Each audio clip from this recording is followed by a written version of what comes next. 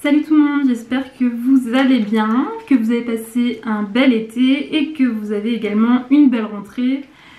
Et bon courage si vous n'avez pas encore eu votre rentrée, ça va bien se passer. En tout cas pour moi, ça va, j'ai eu un super stage durant cet été, j'ai pu voir ma famille. Et là, cette année, il y a des nouveautés puisque comme vous pouvez voir, j'ai pas le même décor. J'ai changé d'appartement et je m'y sens plutôt bien, je suis plutôt contente d'avoir changé. Et donc on est parti pour cette dernière année d'école vétérinaire. Et oui, et en plus de ça, j'ai validé mes derniers examens de 5e année, donc tout va bien. Aujourd'hui, je suis là pour vous parler du State Exam d'hygiène alimentaire, le State Exam de Food Hygiene.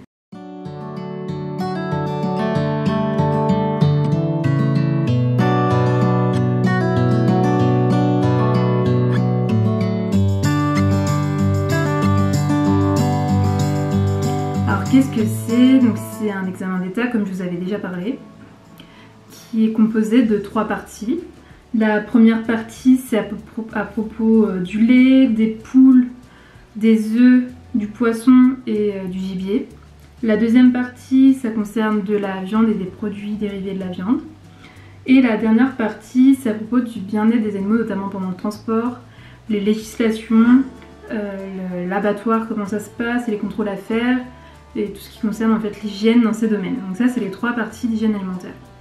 Donc comment ça se passe? Ça dure à peu près 2 ans et pendant ces 2 ans, vous allez avoir besoin de différents supports. Vous allez avoir besoin peut-être de livres. Moi personnellement, je n'ai pas trouvé que ça soit d'une grande utilité, mais vous avez des livres comme ceci. Donc les livres bleus, les fameux livres bleus comme on a. Donc ça c'est hygiène alimentaire, le volume 1.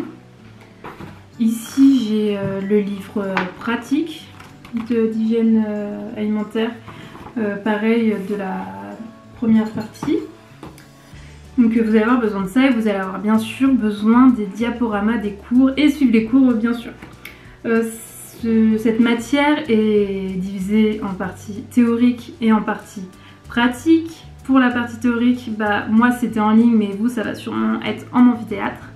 Et pour la partie pratique, ça peut être en laboratoire, ça peut être à l'abattoir aussi, mais également en sortie extérieure dans d'autres industries alimentaires. Et pendant ces pratiques, vous allez pouvoir faire du coup des tests en laboratoire de type chimique, physico-chimique. Vous allez pouvoir aussi faire des tests sensoriels, par exemple goûter, sentir, observer du lait ou du fromage, des yaourts, ça c'est plutôt pour la partie lait ou même des saucissons, etc. Et enfin du coup plus par rapport à la partie laboratoire, enfin pas laboratoire, plus pour la partie abattoir, là on va plutôt faire les examens post-mortem et antémortem. Donc voilà pour cette partie là. En ce qui concerne ma recommandation pour ce cours, c'est d'abord de vous procurer la liste de questions de State Exam, puisque c'est beaucoup plus simple de pouvoir commencer à travailler sur cette liste de questions dès le début. Je m'explique. Vous procurez cette liste de questions, moi c'est ce que j'ai fait, j'ai récupéré ce document qui me convenait très bien d'une ancienne élève. Ça aide quand même beaucoup d'avoir déjà une base et après, avec ces questions déjà faites, rajouter les notes qui nous semblent importantes pendant le cours en question, mais également aussi corriger, puisqu'il peut y avoir des erreurs ou des changements. Il faut pas faire attention, on parle aussi de la législation, ça peut changer d'une année à l'autre. Et quand vous avez fait ça, vous pouvez après faire votre propre fiche au propre. Ensuite, moi par rapport à cette liste de questions déjà faites, moi j'ai eu une version papier. Après, le mieux c'est quand même d'avoir une version sur ordinateur parce que c'est quand même beaucoup plus facile pour prendre les notes, je trouve. Ensuite, concernant les révisions, nous dans le programme 4 ans, on a eu aussi le State Exam de maladies contagieuses au même semestre. Et on avait à peu près 1 mois d'espace entre ce State Exam et le State Exam d'hygiène alimentaire, ce qui laissait à peu près 1 mois pour se préparer.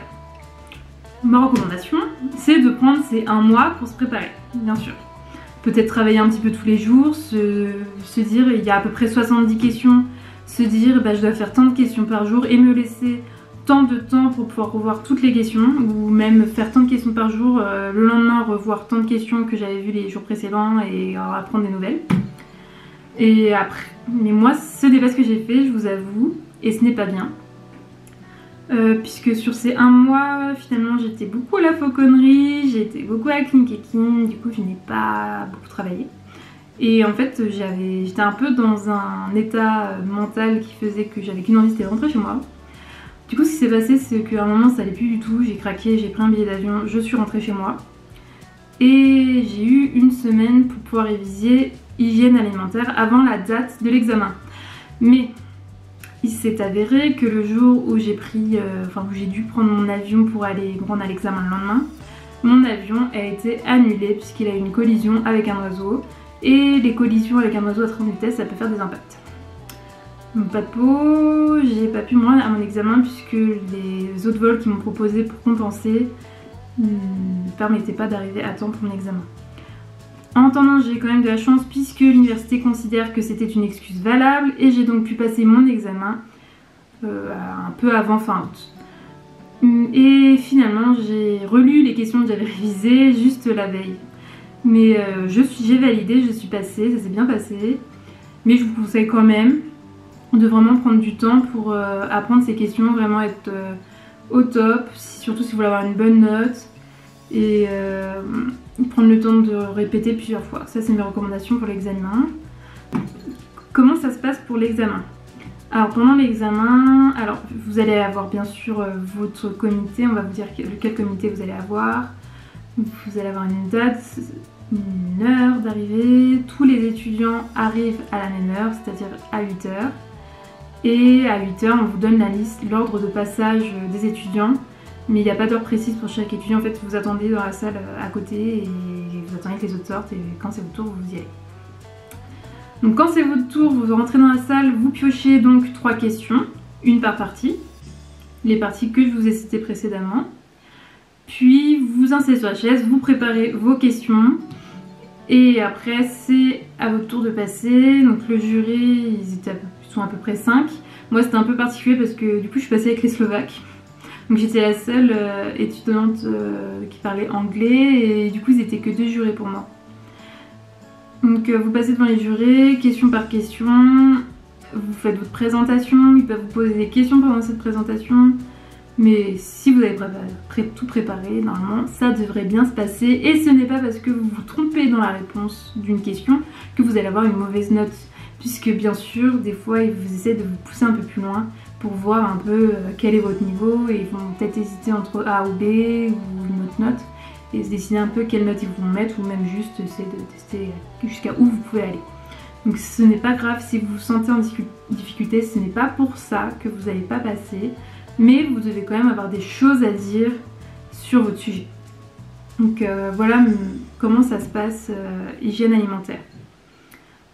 Autre recommandation, il y a beaucoup de valeurs quand même pour l'hygiène alimentaire, comme les températures je sais pas moi, de température de pasteurisation, de stérilisation, combien de temps, comment on traite la viande fumée, etc.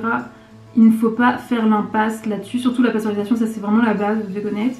Mais vous ne devez pas faire l'impasse sur les temps de traitement, les températures, etc. Ils vous demandent, bien sûr. Donc voilà, c'est tout ce que je peux vous dire par rapport à ce sujet. Je vous souhaite bon courage dans vos révisions, dans votre année. Et si vous avez des questions, n'hésitez pas à me les poser. Je vous souhaite une très bonne journée ou une très bonne soirée. Et n'hésitez pas à liker, vous abonner et à partager la vidéo si elle vous a plu. Salut!